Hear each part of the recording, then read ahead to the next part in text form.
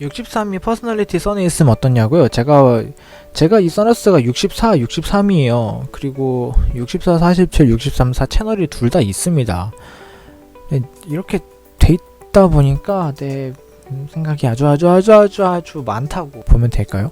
제 경험에 따르면, 제 실험에 따르면 과거에서 무언가를 뽑아낸 64, 47 채널과 논리적 의심을 하는 63, 4 채널이 같이 있다 보니까 어떠한 사건 하나를 겪게 되면 그 사건을 그 사건으로 잘 끝내지를 못합니다. 그 사건을 계속 쪼개고 나누고 이렇게 해서 펼쳐서 이 경험에서 얻어낼 수 있는 모든 것들을, 최대한 많은 것들을 다 한 번에 얻어낸다고 해야 할까요? 네, 제 실험에 따르면 그렇습니다. 그래서 생각도 많은데 생각하는 시간도 오래 걸리고 어떤 사건이나 경험에 대해서 어떻게 말하면 좀 엑기스를 뽑죠. 곱씹는다. 네, 그 말도 맞습니다. 그런 말 있잖아요. 이제 바늘에 찔리면 바늘에 찔린 만큼만 아파하면 된다라고 하잖아요. 근데 만약에 제 경우에 이 63, 4, 64, 47 이 두 개 채널이 있는 제 실험에 따르면은 제가 만약에 바늘이 찔리면은 바늘이 있었던 위치에 대한 그런 모든 데이터베이스를 뽑아내겠죠. 바늘이 거기에 떨어져 있었던 이유, 원인, 시간대,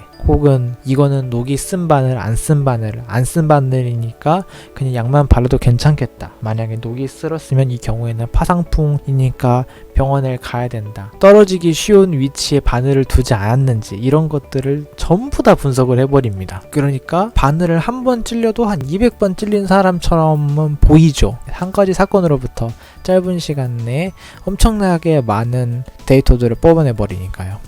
세상에, 내가 이렇게 살았구나.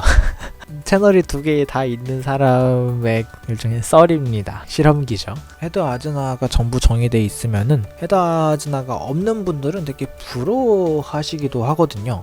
네, 부러워하시기도 합니다. 헤드 아즈나가 풀오픈인 분들은 그럼 저는 멍청한 거예요? 뭐 이렇게도 말씀을 하시는데 헤드 아즈나가 정의가 되어 게 그렇게 싹 좋기만 한 건 아닙니다. 더구나 이 헤드 센서는 30%만 정의가 되어 있다 보니까요. 그래서 헤드 아즈나 미정과 정의가 꼭 천재와 그렇지 않은 사람을 나누지는 않는 것 같아요. 오히려 자유로운 영감이 있을 때 더 천재성이 발휘될 수도 있을 것 같고. 자, 김상백님, 아즈나가 들키면 안 된다는 두려움, 어떤 걸 들키면 안 된다는 건가요? 내가 이걸 모른다는 사실을 들키면 안 된다. 나는 몰라서는 안 된다. 다 알아야 된다라고 다른 사람들한테 보여야 한다. 아즈나에서 나오는 이제 걱정과 두려움은 또 종류가 되게 많아서 게이트마다 이렇게 여러 가지라서 가정에서 컨디셔닝도 차이가 있어요. 예를 들면 부모가 헤드 아즈나 정의인데 자식이 헤드 아즈나 미정이에요. 그때 부모의 사고방식대로 따라가게 되죠. 그런 영향도 있다 보니까 한번 부모님들 차트를 뽑아보시고 엄마나 어떻게 가르쳤어? 아빠나 뭐라고 가르쳤어? 이렇게 물어보시는 것도 방법 중에 하나일 것으로 보입니다. 자, 김상민님, 저는 모르는 거 들키는 거 두려워했는데 헤드 아즈나 다 미정이고요. 그래서 프로젝터가 그렇게 개고생을 하는 건가 싶네요. 그럼 김상백님 특유의 이제 김상백님만의 이제 고난 중 하나였을 거예요. 그건 이제 다 정이다 보니까 미정의 삶이 참 궁금하지요. 자작나무님, 모른다는 걸 모르고 있기도 해서 대처 능력이 없다는 얘기를 많이 들었죠. 아니, 몰라서 모른다 그러면은 네가 소크라테스냐고 물어보고, 모르는데 안다고 하면은 아는 척 한다고 그러고, 아는데 모른다 그러면 모른 척 한다고 그러고, 알아서 안다 그러면 잘난 척 하냐고 그러고. 네, 고난이 많습니다, 살면서.